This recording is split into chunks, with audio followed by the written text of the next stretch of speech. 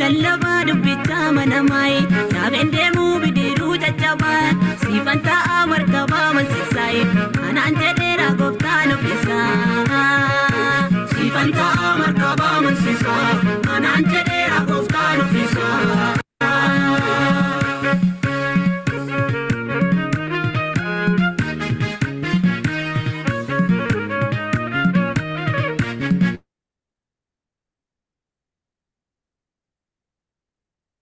Tole nagaan kee haa baay'atu baga deebitee nagaa dhuftee ammas yeroo deebi'een obboleessa abdiidha. Obboleetti keenya ibsitu fideen dhufe deebi'ee baga nagaan dhuftee ibsitu. Baga nagaan nu eega.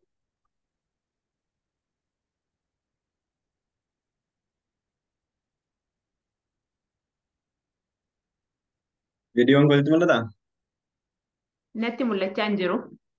Haa ta'u kan sina eebbisuu hundi keessan deebitanii baga nagaan dhuftanii kun qophii guyyaa irraa kan wajjin turteedha. Ani obboleessi keessan abdiidha. Isheen immoo ibsituu guddisaadha. Kutaa jalqabaa irratti waa'ee ishiif waa'ee faarfannaa wantoota muraasaa haasofnee turre. Amma immoo waaqayyoon gargaaree kutaa lammaffaa walitti deebinee jirra. Waaqayyoon kan sagan ulfaate ta'uu kutaa lammaffaa keenyaan namoonni haaraa kan seenan jiraachuu malu akka dhaggeeffataniif namoota muraasaaf. Warri seenanis seenanii tariikaa fi dhuunfaadhaan isaan sii qabatanis gara dhumaatti daballee sii dabaluu dandeenya. Dursa kan nuti haasofne waa'ee eenyummaa keetii muraasa baagiraawundi akkaataa itti dhufte gara akkamitti gara faarfannaa akkamitti akka barreessuu hojjechuu wantoota tokko tokko jalqabdee irrattidha haasofne yaada bal'inaani. Daqiiqaan keenya sagantaa garaagaraatiin qabamee waan hin jiruufan daqiiqaa baay'ee lakkaa'an jira. Daqiiqaa shawwan ta'utti qursii nyaadhee dhufe amma na biraa yeroo qursiiti. Amma immoo daqiiqaa muraasa booda gara qo'annaa macaafa qulqulluutti darbina obboloota wajjin namni amma toora irratti na eegu jira. Isaan qo'annaa macaafa qulqulluu gaafiif deebii dorgommii qabna. Kun yuutuubii kan abdiituu irratti torbaniin kan darbudha.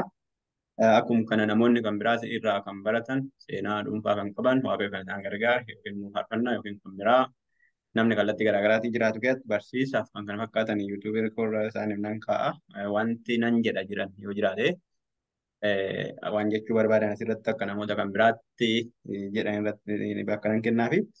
Amma gara keettan deebi'a. Irra deebitee nagaan dhuftee kana duraa haasofni irratti yaadni gargar citeef irratti kunnee yaadatte si dabalee baay'ee amma danda'anitti gaggabaabsinee cuunfinee haasa'uu barbaanna. Yeroo biraa immoo yoo gooftan yeroo ammas dabalee nuu kenna een abdadhaa gara booddeetti yeroo biraa deebina. Akkamitti gara anamma faarsaa nan barreessaa namni akka gooftu faarsaa barreessu waan jiruti. Gara jalqabaayyuu fakkeenyaaf ati faarsaa barreessaa akka turte amantee yeroo muraasa booda dabtariin kee fa'iyyuu akka iccite dabtarii faarsas ta'ee addatti sirriitti nu bannana tonnaa ta'e dubbattu. Dabtarii faarsaan fa'i akka seelaa iccite yookiin gubate ta'e waan akkasitti wangeelli akka seelaa iccite yookiin gubate waan akkasii biraadariin akka akkas godhe dhaga'eera. Yeroo sana akkamitti akkan dhaga'een beeku dhaga'een ture edda darbe haa ta'u waan akkasiiti. Akkamitti faarsaa sana deebistee faarsaa sana keessaa kan itti yaadatte yoo dabtariin isaa kan faarfannaa ta'e akkamitti faarsaa kennaa isaa warri akka isaatti adda baafatte irratti haasofnee turre.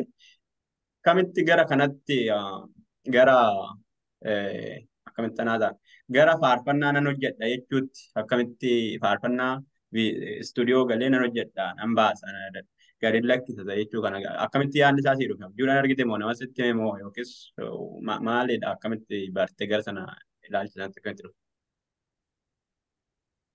Tole eebbifame. Faarfannaa yeroo sanaa in yaadadhu. Faarfannaan kan daftarii irratti barreeffame yeroo suma ciccitee bade waan ta'eef hin yaadadhu. Kanan tarii kuwaarii yookaan immoo gurmuu faarfattoota waldaa ifa addunyaa gafarsaatiif kennillee faarfannaan jira. garuu yeroo sana anuu ergan kenneefidha booddeedha kan ciccite. Isa qofa tokko qofa yaadadha malee humayyuu yaadadhu jechuudha. Isaan kaan hin yaadadhu. Kanaaf otoon hunduma isaaniitu kennee ayii otoon kenneera ture deemaa osoo iccitee achi deebiin argachuu hin danda'a kan jettu gaabbii qabda jechuudha. Kan si dhibu nama waldaa kam yeroo deeme faarfannaan deemuufis haa baatu jalqaba irratti hin kennaaf jechuudha. Illee faarfannaan deemuu baatillee dafee hin kennaaf yaani. Isa Baduu danda'a waan ta'eef. qofa isaan tajaajila sabis itti heebbifama. Lammaffaa immoo anis akkan kan biraa barreessuuf na kakaasa waan ta'eef amala akkasii qaba gaafa inni kennee ammas kan biraa akkan barreessuuf illee carraa naaf uuma. Sanaaf deemsisuu baatanii ani yeroo jalqabaatti faarfannaa kennuudhaan nan beekama. Okay. Akkamitti gara istuudiyoo geessutti namni dhufte akkamitti infoormeeshinii isaa akkamitti fidde yaadni isaa akkamitti sii dhufe namatu wanti kun gaariidha akkana godhe immoo yookiin abjuu yookiin immoo mul'ata yookiin waan kan biraa immoo yaadu innis akkuma faarfannaatti yaadatti si dhufaa deeme immoo akkami. Tole galatoomii dhugaa dubbachuuf guyyaa tokko istiidiyoo deemeen faarfannaa hojjedhu kan jedhu abjoodhee hin beeku. Haa ta'u malee namoonni waaqayyoo duraan akkan faarfannaa hojjedhu sirriitti akkan faarfadhu namoota baay'ee duratti akkan faarfadhu natti himu turani. Ta'us ani kan namanu waldaa keessatti ittiin tajaajilaan ture gurmuu kaariitiin ittiin tajaajilaa bakka isuma waaqayyoon ni jedhe isuma jedhee namana malee istiidiyoo dhaqeen hojjedha kan jedhu na keessa hin turre. Haa ta'u iyyuu malee 2009 gara yaada kanaatti akkan dhufuuf faarfannaa akkan hojjedhuuf akka danda'amullee namoonni istiidiyoo deemanii faarfannaa hojjechuun akka danda'amullee namoota baay'ee muuxannoo qaban otoo hin ta'in namootuma faarfannaa dhaggeeffatantu maaliif atis akkasitti faarfattu naan jedhu turanii. Ta'us gara sanatti namni na kakaasu namoonni muuxannoo qaban waan hin turreef guyyaa tokko yaada koo keessa galchee hin beeku. Garuu immoo 2000 na yaadadha 2012 keessa waaqayyoon kadhachaan ture waaqayyoo akka na gargaaru gara istiidiyoo dhaqee akkan faarfannaa akkan kennuu fi waaqayyo akka haala naa mijeessu nama akkanaa kaasullee kadhachaan ture. Haaluma kana keessa adeemsa kana keessadhaan gara kanatti kanan dhufe ammas baay'ee dubbachuu hin fedhu garuu obboleessa koo yeroo duratti hojiin tajaajilaa ture Abbabaa Milkeessaa jedhama. Nama kana dura faarfannaa hojjeteedha. Yookaan immoo abbaa afura koo yeroo jalqabaa wajjin tajaajilaa turre nu dursaa turani. Garuu guyyaa tokko waggaa 7 booddee deebinee wal agarre. Sana booddee ani waaqni gaafa sitti dubbatu afaan waaqayyoo dhagaan ture kara namaas waaqayyoo fi keessi sitti dubbata ture ayyaan akkasii irra ture akkamitti aga ammanaa turtee maaf faarfannaan hojjannee naan jedhee naa kaase. Sana booddee mee abbee ani haalli hin jiru immoo gaarii waan hin turreef ani waanuma kaanuu natti ulfaata jedheniin itti deebise. Sana booda guyyaa tokko naa kaase tuun kadhachaa jiru kan inni akkana naa kaase 2013 ergan magaalaa Walisoo dhufeedha jechuudha. Dursa kadhachaan ture baay'ee waaqayyooni. Sana booddeedha bakka hin danda'ama waaqayyo duwwaarraa ka'ee hojjeta. Ani iyyuu singeessa istiidiyoo naan jedhe yeroo jalqabaatiif nama jalqabaa singeessa hin danda'ama hin faarfatama nama naan jedhe isaadha. Asumaan illee thank you mul'ata na keessa jiru akka bahee mul'atuuf karaa waan naa taateef waaqayyo si eebbisu jechuun hin barbaada. Akkas ture gara istiidiyootti. Sana dura utuu Abbabaan natti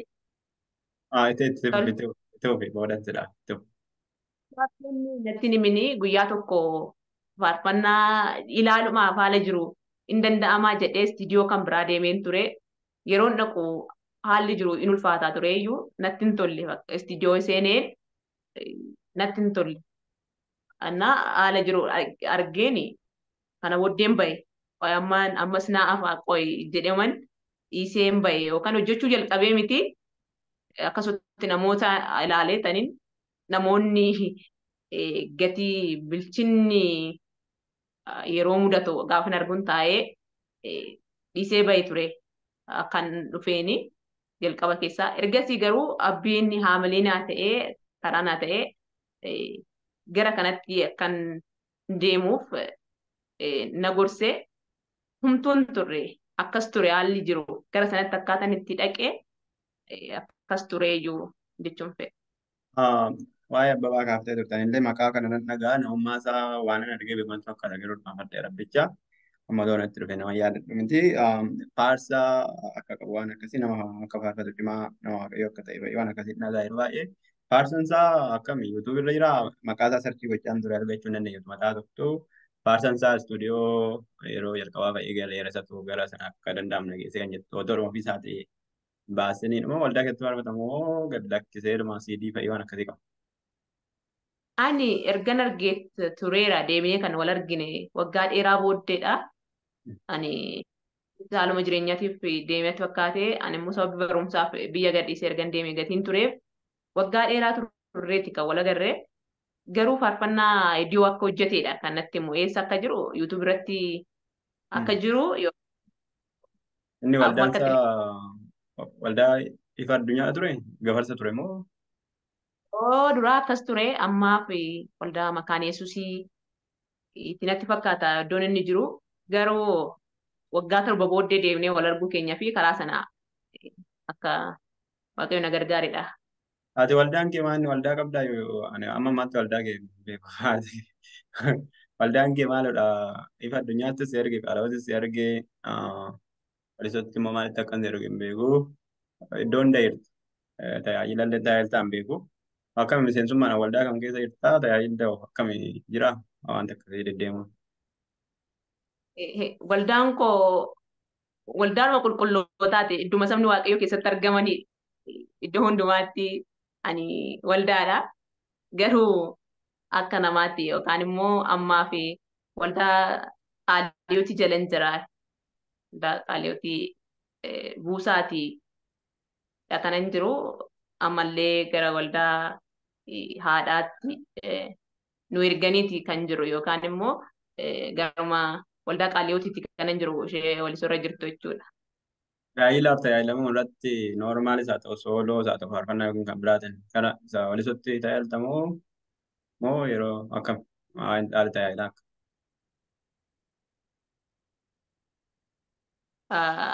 Haalli ittiin tajaajilaa jirru waldaa irratti gurmuu kwaariitiin kan tajaajilu. Gurmuu keessattidha kan tajaajilaa kan jiru. Okay.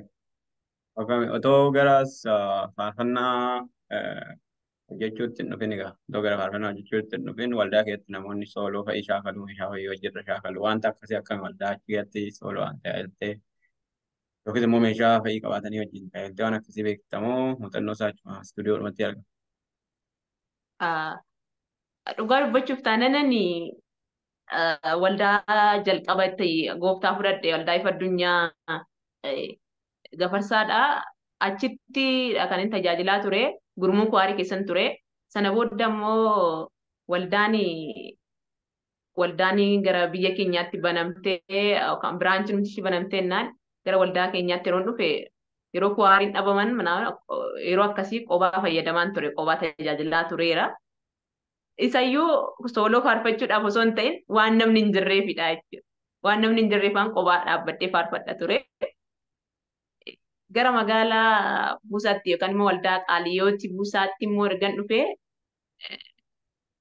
yeroo waaqeffannaa tokko tokko sagantaa irratti malee sooloodha jedhamee yookaan maqaan akkasiinatti mogga'ee tajaajilee hin beeku. Garuu yeroon sagantaa argadhee yeroon dura bu'u yookaan immoo yeroon faarfannaa hoo jiraate ittiin fayyadama jechuudha. Inni kun karaa tokko naanna'ee jechuudha yeroo kan dhuunfaa keessatti fayyadamuun haa ta'u gooftaan isaa eebbisuu akkam walisottoo kan ta'e. Ah, Magaala Walisootti haalli jiru yaa'u gaariidha wanti jiru haalli sumannaa bareedaadha. Garuu anatti baay'ee hin mijatu. Eh, Barumsa yeroo gara galgalaa waan baradhu eh, yeroo tokko na gaafatanii turan akkan yeroo gara galgalaa sagantaa galgalaa irratti akkan tajaajiluuf Mm. na gaafatanii turan sagantaa galgalaa irratti natti hin tolle. Sababii kanaaf haalli mijuun hin jiru gurmuu keessa hin jira jechuudha amma. Okay, haa ta'u. Waa'ee gara yaada koo keessa hin turre reefuun gara duubatti deebisaa waa'ee waldaa gara gafarsaa kan jedhu waldaa ifa addunyaa akkasuma waldaa ifa addunyaa kan ulaa dulloo jira. Isaan kana gara duubatti nu deebiftee turte akka carraa reefuma yaade. Isaan kun waldaa baadiyyaati. Waldaa baadiyyaati. Waldaa meeshaan hin jiru ibsaa wanta kan fakkaatan hin jiru ammallee tarii guddachuu danda'a soolariin garaagaraa giduu danda'an beeku. Waa'ee waldaa ifa addunyaa irrallee waa'ee waldaa kan ulaa dulloo gaafachuu barbaadeen ture.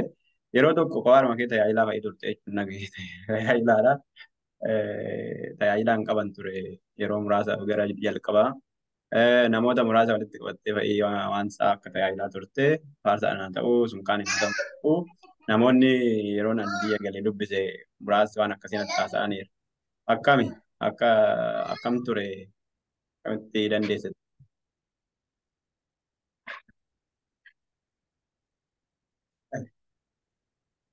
Gaaffii baay'ee cimaadha. Isa guddaasaa Waaqayyoo ulfinaa fudhatu. Ani eenyumarrayyuu caalee miti. Garuu Waaqayyoo akeeka isaa fiixan baasuu waan barbaadu lafa sanatti wangeela hojjechuu waan barbaadu lubbuun akka fayyu waan barbaadu yeroo tokko tokko raajiis nan ta'e achitti yeroo tokko tokkos nan faarfadha. Wangeelaas nan lallaba waan baay'eetu ture egaa. Obboleessa koo baay'ee jaalladhu dasseeni sababii barumsatiif waan na biraa deemeef sabichi immoo saba kichuu ture. Anis kichuuman ture uumaa nama gahan turre ammas gahaa miti anaan baay'ee naafa. Haa ta'u iyyuu malee akka ammaa miti haalli jiru.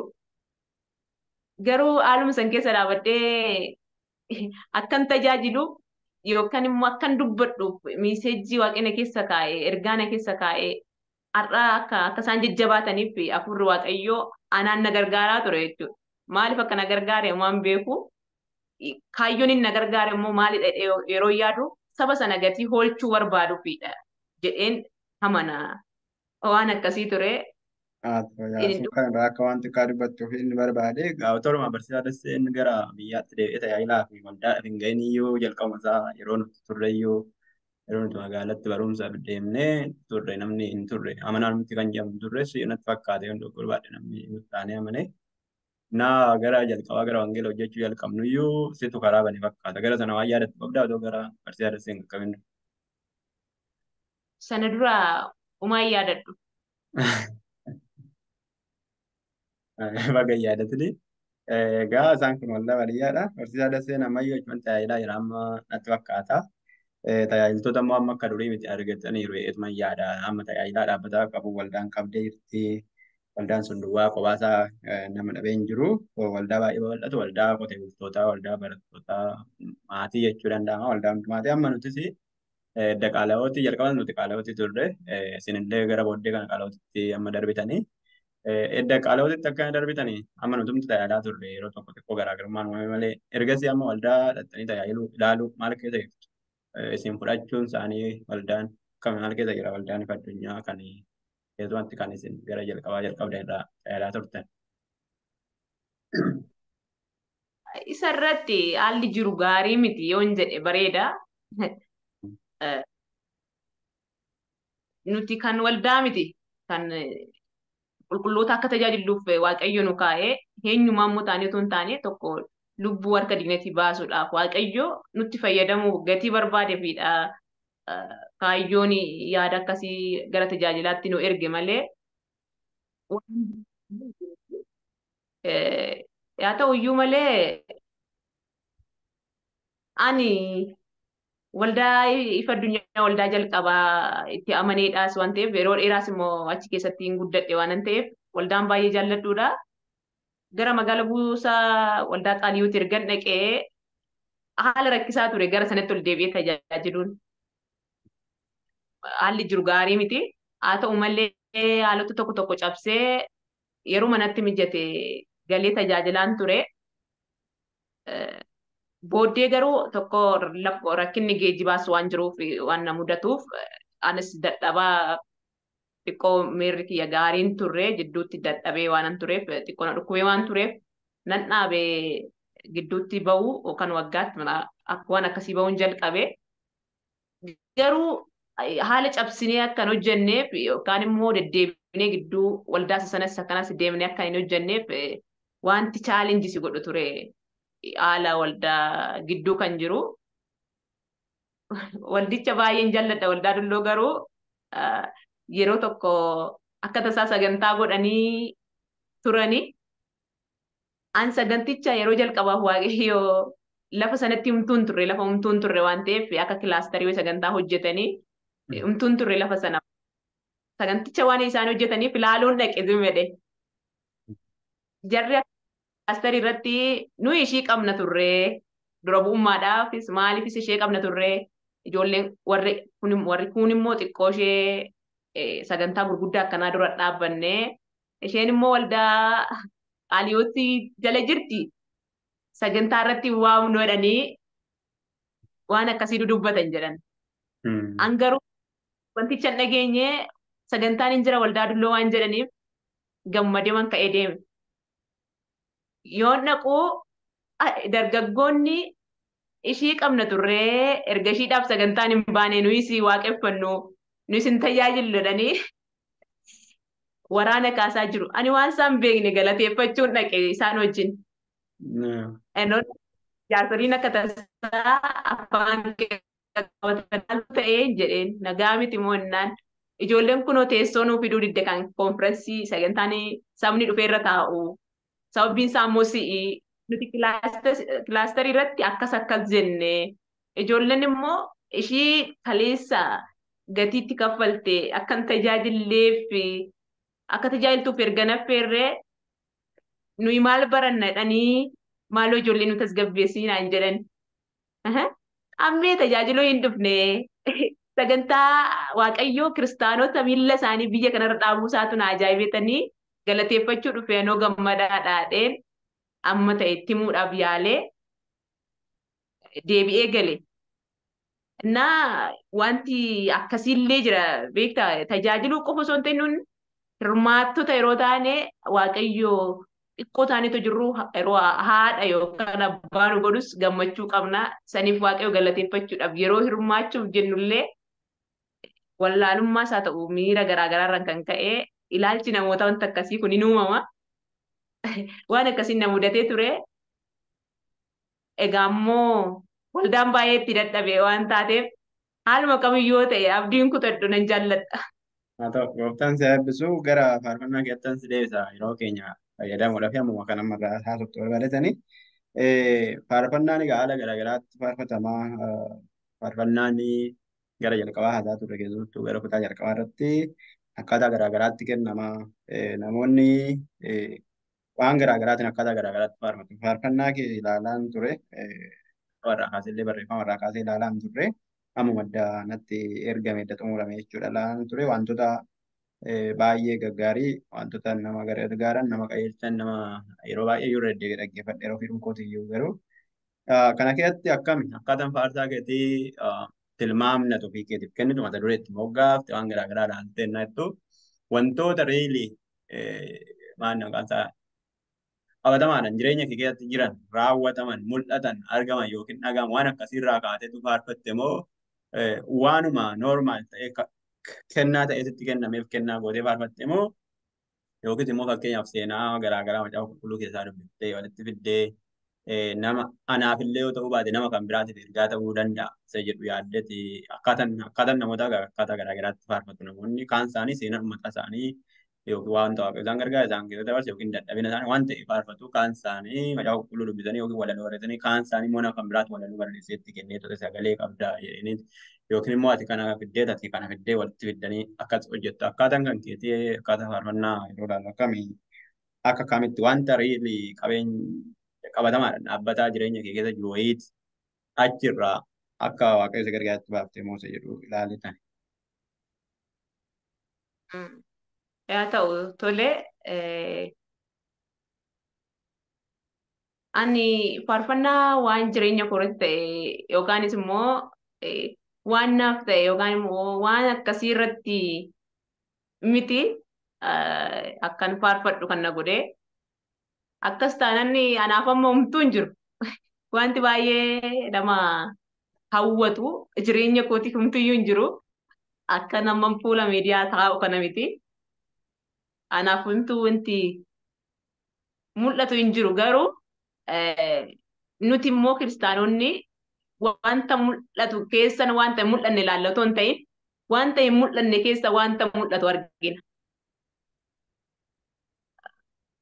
Kanaaf ani faarfannaa seenaa jireenya kootiitiin wal qabsiisee miti kana faarfadhee yookaan waan naaf ta'erra utuu hin ta'in gargaarsi waaqayyoo isa nuuf ta'erra utuu hin dhaabbatu. Isa nuuf ta'e darbirras isa nuuf ta'u jirurras utuu hin ta'in inni haalaan oli hin ibsamu. Saniif faarfadha malee jireenyi koo wanta baay'eedhaan utubamee miti kanan faarfadhee inni guddaan jechuu kanan barbaadu garuu waaqayyoo faarfannaa keessanii nama ni gargaara. Faarfannaa keessanii nama hin oolcha. Faarfannaa keessan nama hin fayyisaa. Kanaaf amma ta'e kaan isaanii fayyinuma fooniif qofa gooftaa waan jaallataniif kaan isaanii badhaadhummaa biyya lafaa kanaa qofaaf immoo waan jaallataniif kaan isaanii hooluudhaaf yookaan immoo waan isaan oolcheef waan jaallataniif kanuma keessatti garuu waaqayyo hundumaan danda'a. Warra waan isaan filatan waaqayyo hin beekaa. Waan nuyi filanneef hin beekaa. Jalqabayyuu hin beekaa. Haa ta'u iyyuu malee nuyi kan faarfannu sagaleen isaa jiraataa waan ta'eef gochuus hin danda'a. Gara fuula duraattis gochuu hin danda'a. Jireenya keenya keessattis immoo jireenya keenya keessatti haala mijeessee yookaan baay'ee bashaannee akka jiraannu godhee osoo hin taane haala rakkisaa keessattis jiraatamuun akka danda'amu humni isaa nu barsiiseera. Kanaafidha kan faarfannu malee kanaafidha kanan faarfadhe akka kootti amma afurri waaqayyo na gargaare. Gooftaan guddaa si eebbisu yaada baay'ee qaqqajeelaa yaada namoota kan biraa gargaaran hayyuu kan na gargaare muraasa baay'ee keessaa argadheen jira. Wantoonni keessumatti qixa faarfannaatiin kaasee adeemsa faarfannaa yookiin namni faarfannaa harkatti qabatee yookiin kennaa isaa qabu garuu faarfannicha yookiin barreessee yookiin akkaataa isaa hin beekne wantoota baay'ee wantoota nurratti haasofnu jira. Daqiiqaa 30 kan biraa nu gaafata. Ammaaf sagantaan biraa waan fuuldura jiruuf asumarratti dhaabna. Gooftaan si eebbisu yoo tarii daataa guuttatte yookiin waan ta'een akkaataa ittiin dhufte hin beeku waayifaayi haa ta'u daataa yookiin akkaataa mijatu hin jenne haa ta'u hin beeku. Yoo jenne yeroo muraasa daqiiqaa 30 booda wal argina. Kutaa sadaffaa isaatiin kutaa lammaffaa asumarratti xumuraa sagantaa biraa hirmaadheen deebi'a. Yoo ta'uu baates immoo kutaa sadaffaa isaa yaada keessumarratti qabattee yeroo biraa walitti deebinee haasofnaa. Gooftaan si eebbisu. Eebbifamee waan guddaa akka irraa baranne namni kamiyyuu waan guddaa akka irraa barate tan abdadha. Aan ofii kooti waan baay'ee irraa argadhe waan guddaa akka irraa barate ilaalaa gooftaan si eebbisu. Garuu isa dhufu irratti xiyyeeffannaan keenya dhimma faarfannaa qofa ta'a akkamitti akka ta'e faarfannaa hojjettee gara fuulduraatti hoo maal hojjechuu akka barbaaddu faarfannaa garaagaraa dabalataan kan qabdu jiramoo kan ammaa qofaadha. Adeemsa gara fuulduraa baay'ee waliin ilaalla. Isaan kun daqiiqaa 30 kan ta'u nu ilaallatu dhaggeeffattoonni keenyaafis nuufis gooftaan si eebbisu yeroo gaarii qabaadha. Tolee eebbifamee.